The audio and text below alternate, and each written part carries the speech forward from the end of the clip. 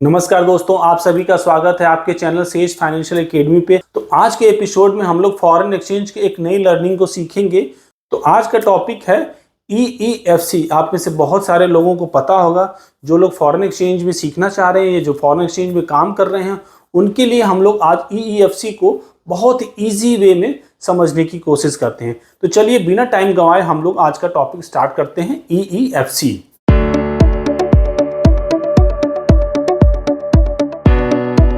तो चलिए सबसे पहले हम लोग समझते हैं कि EEFC होता क्या है। Exchange earners foreign currency.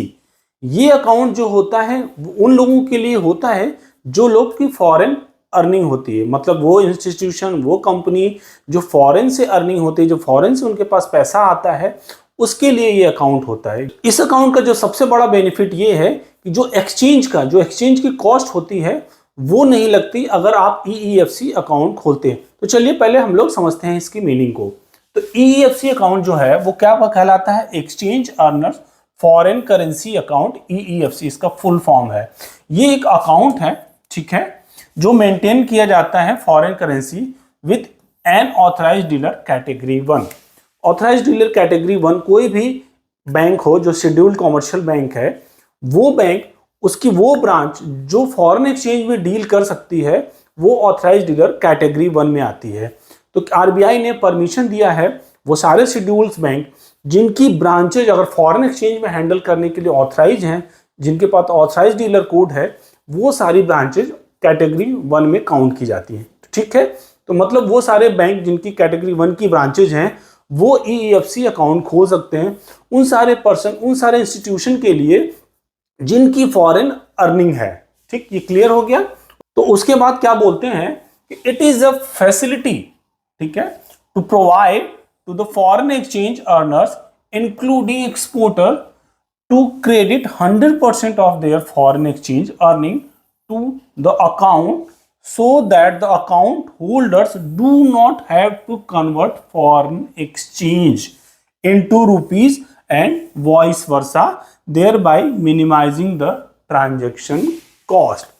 ये समझ में आया? चलिए हम लोग आसान भाषा में समझने की कोशिश करते हैं कि वो सारे लोग जिनकी फॉरेन से पैसे की अर्निंग है, अगर उनको कोई भी पेमेंट करना हो बाहर, तो वो क्या होगा, सिचुएशन को अभी हम लोग समझेंगे। तो जो लोग बाहर भी पेमेंट कर रहे हैं, अगर बाहर से पैसा आ रहा है और पैसा बाहर भेजना भी है, तो अगर वो लोग उस पैसों को कन्वर्ट ना करें, मान लीजिए मेरे पास $1,00,000 है, वो आना है और वही पेमेंट करना है किसी बाहर को, तो मैं क्या चाहूँगा, मैं चाहूँगा वो डॉलर मेरे पास जो आया है और डॉलर में मुझे पेमेंट करना है, तो वही डॉलर का मैं यूज़ करके पेमेंट कर दूं, ना कि मैं उसको पहले INR में कन्वर्ट करूं ताकि बैंक अपना कन्वर्जन चार्ज ले ले और फिर जब मुझे पेमेंट करना हो तो फिर मैं डॉलर खरीदूं जाकि कन्वर्जन चार्ज अगेन लगे। अभी इसको हम लोग डिटेल में समझेंगे। तो ये इसका मतलब है। EEFC अकाउंट उनके लिए है जो या तो एक्सपोर्टर है या जिनकी फॉरेन की अर्निंग है, वो लोग खोल सकते हैं, बशर्ते उनकी लाइबिलिटी उनको पे करना हो। अगर वो मान लीजिए EEFC अकाउंट खोला, उसका कोई यूज़ नहीं है, अल्टीमेटली आपको INR में कन्वर्ट ही करना है, तो उसका कोई यूज़ नहीं हुआ, मतलब आपकी फॉरेन अर्निंग है। और अगर आपको वो कोई पेमेंट भी करना हो बाहर, कोई लाइबिलिटी है जो उसको पे करना है, तो वो EEFC अकाउंट आपके लिए बेनिफिशियल होगा। तो ये क्लियर हो गया। तो चलिए अब हम लोग समझते हैं कि कौन खोल सकता है। तो EEFC अकाउंट जो है वो all category of foreign exchange earners such as individual हो गया, company etcetera who are resident in India, मतलब कोई भी पर्सन, कोई भी इंडिविजुअल जिसकी फॉरेन अर्निंग है वो EEFC अकाउंट खोल सकता है, बशर्ते वो इंडिया का रेजिडेंट हो, वो एंटिटी इंडिया में स्टैब्लिश हुई हो या पर्सन वो इंडिया में रहता हो। तो वो सारे इंस्टीट्यूशन EEFC अकाउंट खोल सकते हैं। ये कोई फॉरेन कंपनी EEFC अकाउंट नहीं खोल सकती, वो इंडियन एंटिटी होनी चाहिए, इंडिया में रजिस्टर्ड एंटिटी होनी चाहिए। ये नहीं कि उसका ओनर इंडियन हो, इंडिया में रजिस्टर्ड एंटिटी होनी चाहिए, वो EEFC अकाउंट खोल सकती है। क्लियर हो गया।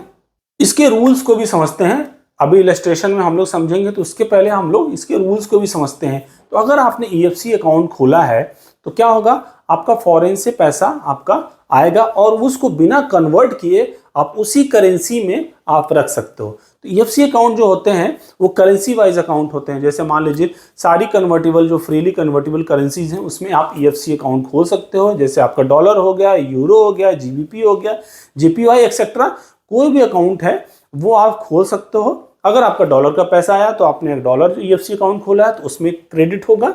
जब आपको यूज करना होगा तो उसी डॉलर के अकाउंट से, ईएफसी अकाउंट से डॉलर की पेमेंट कर लोगे, यूटिलाइज कर लोगे, आपको कन्वर्ट करने की जरूरत नहीं पड़ेगी। सिमिलरली यूरो का पैसा होगा, यूरो अकाउंट में होगा, यूरो को यूटिलाइज कर सकते हो, या जीबीपी का होगा तो जीबीपी में क्रेडिट होगा। ये नहीं कि यूएसडी का जो अकाउंट है ईएफसी उसमें जीबीपी क्रेडिट हो सकता है, तो इसका मतलब करेंसी स्पेसिफिक ईएफसी अकाउंट खोलना पड़ेगा, ठीक है।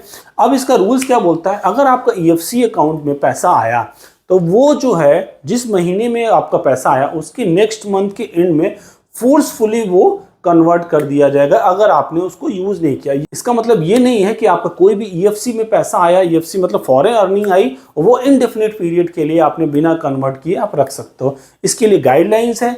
इसका मतलब ये है कि वो पैसा जिस महीने में आया उसके नेक्स्ट मंथ के एंड तक वो रह सकता है आपके पास। अगर आपने नहीं यूज किया तो फोर्सफुली वो कन्वर्ट हो जाएगा आईएनआर में और आपके आईएनआर अकाउंट में क्रेडिट कर दिया जाएगा।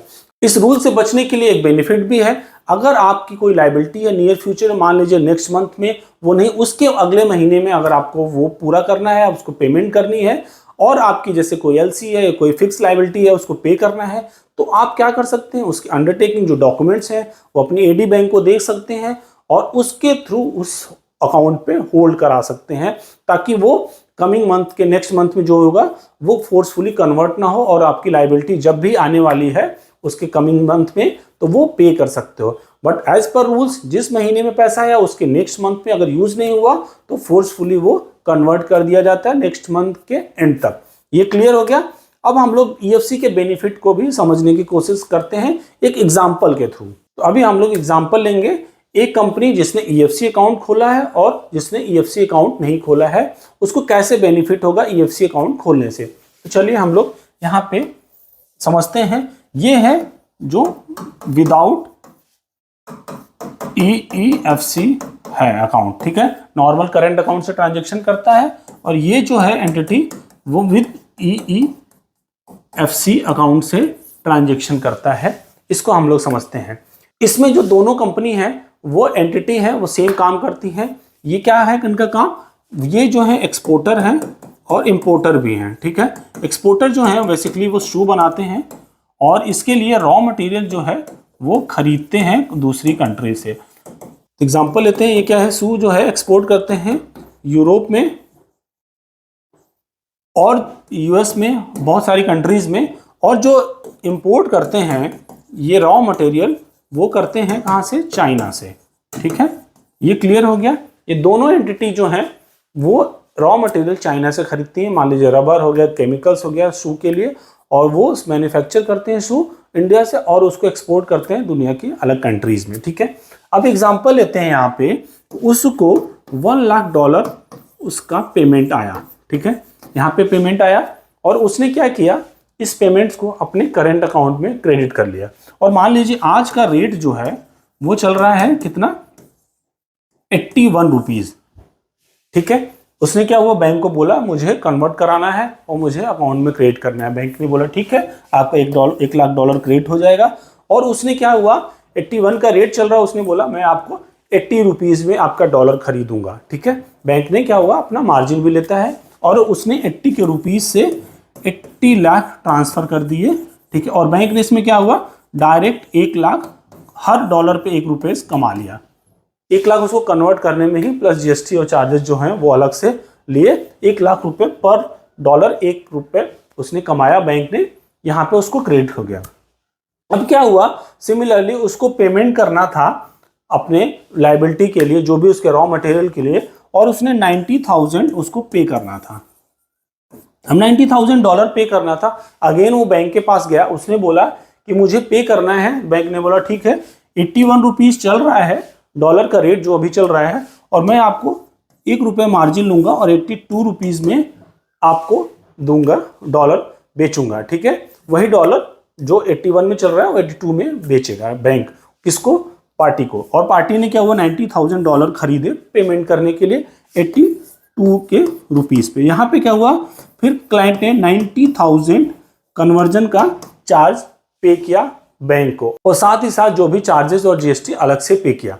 अगर मोटा मोटा कन्वर्जन की बात करें तो यहाँ पे बैंक ने उससे 1,90,000 रुपीस ले लिया केवल कन्वर्ट करने के लिए। अब दूसरे सिनेरियो में देखते हैं, यहां पे उसका पैसा आया $1,00,000 और उसने क्या बोला कि बॉस मेरा जो $1,00,000 है मेरे EFC अकाउंट में जो डॉलर का है इसमें आप क्रेडिट कर दीजिए, और उसका $1,00,000 क्रेडिट हो गया, वो डॉलर में ही EFC में पड़ा हुआ है।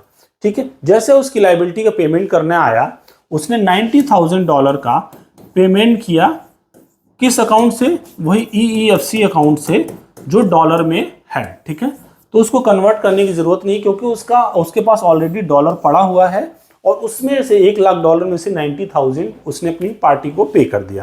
क्लियर हो गया। उसके पास 10,000 एक्स्ट्रा बचा हुआ था, और इस 10,000 को उसने कन्वर्ट करने के लिए बोल दिया क्योंकि अब उसकी कोई लायबिलिटी नहीं है।